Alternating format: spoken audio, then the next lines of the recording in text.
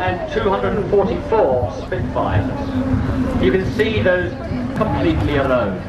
Not something that applied to the Lancaster crews.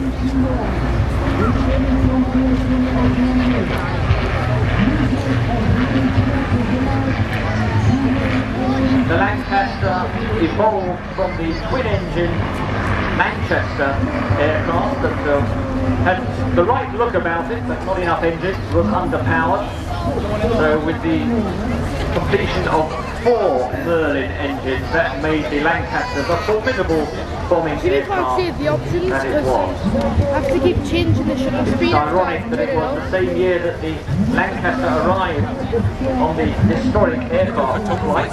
The flight changed its name to the Battle of Britain flight, and I'd have thought that the Lancaster was not involved in the Battle of Britain, was being developed then. The arrival of the Lancaster might have meant that the historic aircraft flight would have been more appropriate. But there we go. I don't think we're going to change that now. It's the 50th anniversary year of the flight.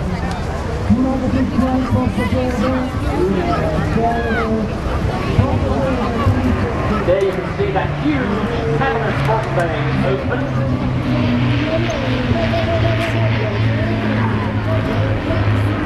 The Lancaster very famous for the different bomb loads that it could carry, as well as in the display, that have meant that the Chinook display has won awards in previous years, because it really has been thrown around the skies in a way that you wouldn't expect what's basically a cargo aircraft to be operated.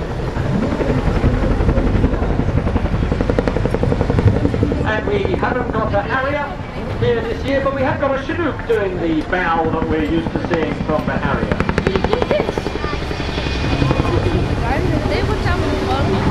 Now a climbing spiral turn.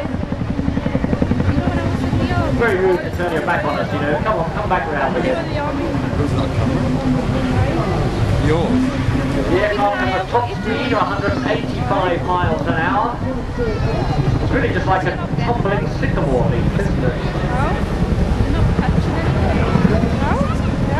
And as well as carrying troops or cargo, which of course could be into the forward edge of the battle area, so as a result the aircraft can be armed. It can carry 2 6-barreled miniguns and an M6.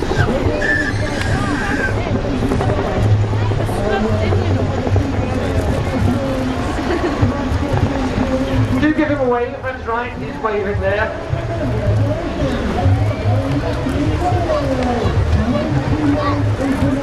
Waving back. It really inspires them to perform even more. Now what we can expect in this display is, as you can tell, very close formation flying. Number 2 now moving into echelon starboard. We can also expect formation aerobatics from the aircraft and also from the wing walkers. You can see the girls are now actually upside down with one leg in the air because they're attached to something called it's a bit like a shooting stick brochure. Now the girls are upside down again. Look at that! This is one of my most favourite displays on the airshow. Great noise, great action, both from the pilots themselves and from the girls with their own aerobatics atop the wings. So who are these people enthralling us like this? Well, leading the display, Martin Carrington, who's been flying from a very young age. He grew up close to Clacton Airfield, so displaying over the sea is something that's not new to him.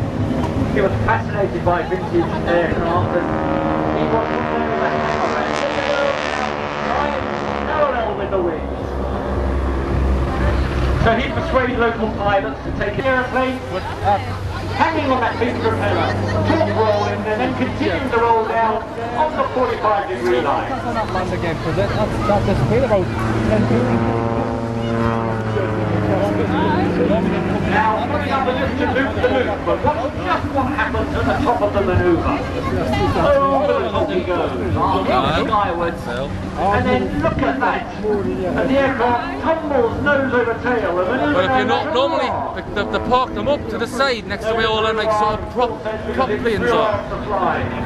Aye. But if it, Now now a succession of horizontal rolls, then pulling up to the vertical for a 4-point vertical roll. Then 1, then 2, then 3, and then 4.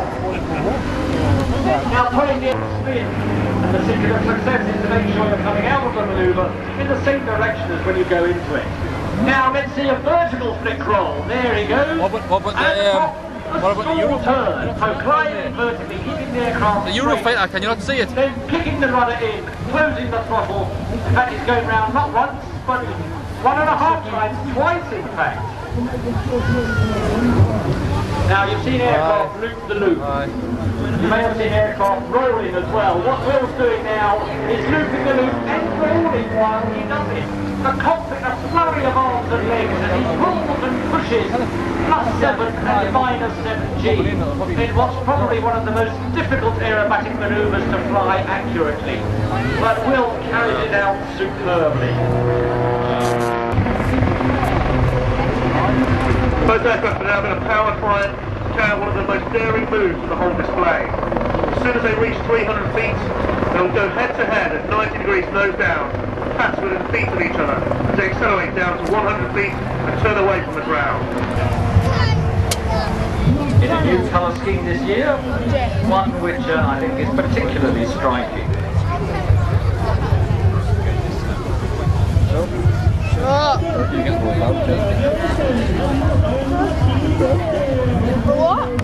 Rolling on the way down.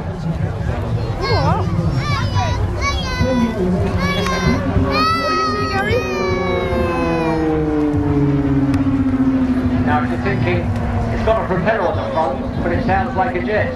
That's because it's a turboprop. So it is indeed a propeller aircraft, but driven by a jet engine. So it combines the best of both worlds, low operating costs with high efficiency and the highest one. And after completing his own work course, he was actually selected to become an instructor at RAF Valley. So what's known as a creamie, in that he was creamed off.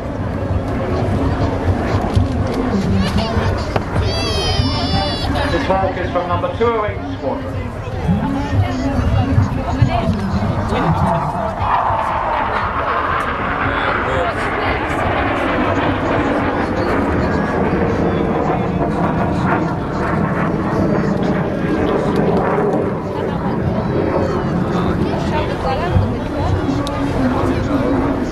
You'll have noticed that this hawk shares a similar colour scheme to what we saw from the Tucanos earlier on.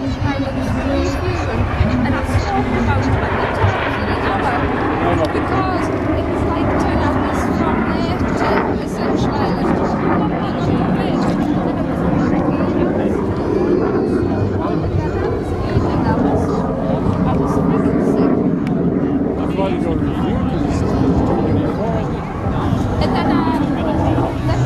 This is my first season as the immaculate drink that makes it feel after you've drunk it as if you're toppling just like the aeroplane did. Now look straight ahead, you can see 2 aircraft flying straight towards us with 2 more behind them. And the first 2 cross and exit to right and left.